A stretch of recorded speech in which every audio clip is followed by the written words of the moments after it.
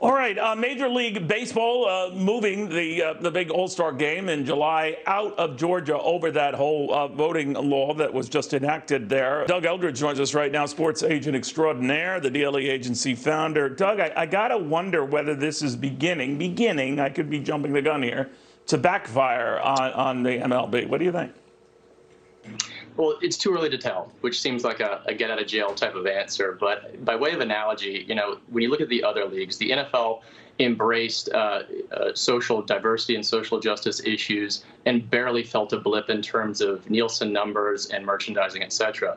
The NBA, by contrast, who unquestionably of the big four sports in the United States leaned in the heaviest on social justice issues, saw their viewer numbers for the NBA Finals, which included a marquee player, LeBron James, and a marquee franchise in the Lakers, completely crumble. So it's too early to tell for MLB, but there is something paradoxical about boycotting America's sport, right?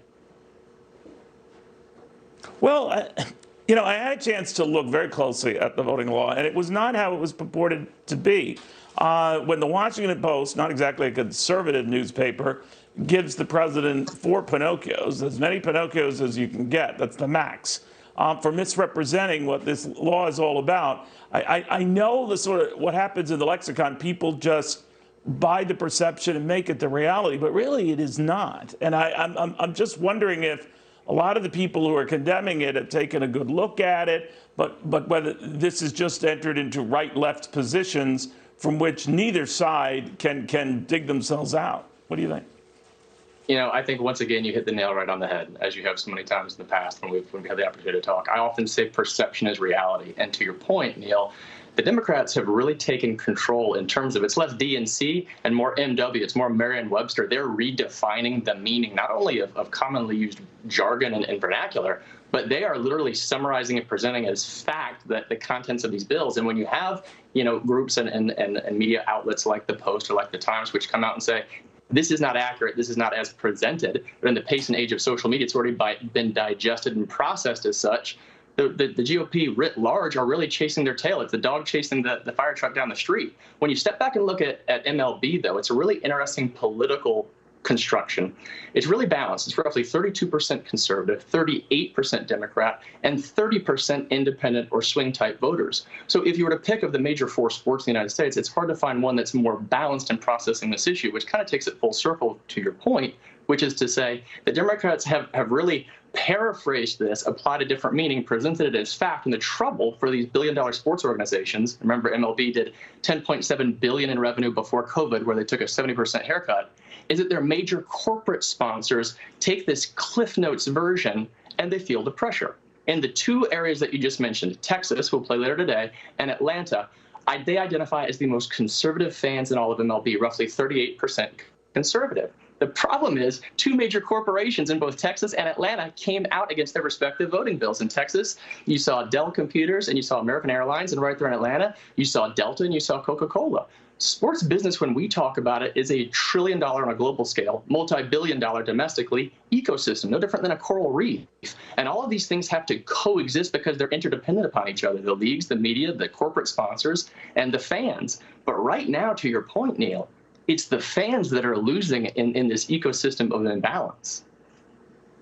I'm just wondering whether the fans protest by either not watching on TV or not going to the games, even where there are limited, if any, restrictions on crowd capacity, such as Arlington, Texas, where you can fill it to the max and not have any issues. I'm just wondering whether it might show up that way. People, drop out on attendance when baseball desperately needs them.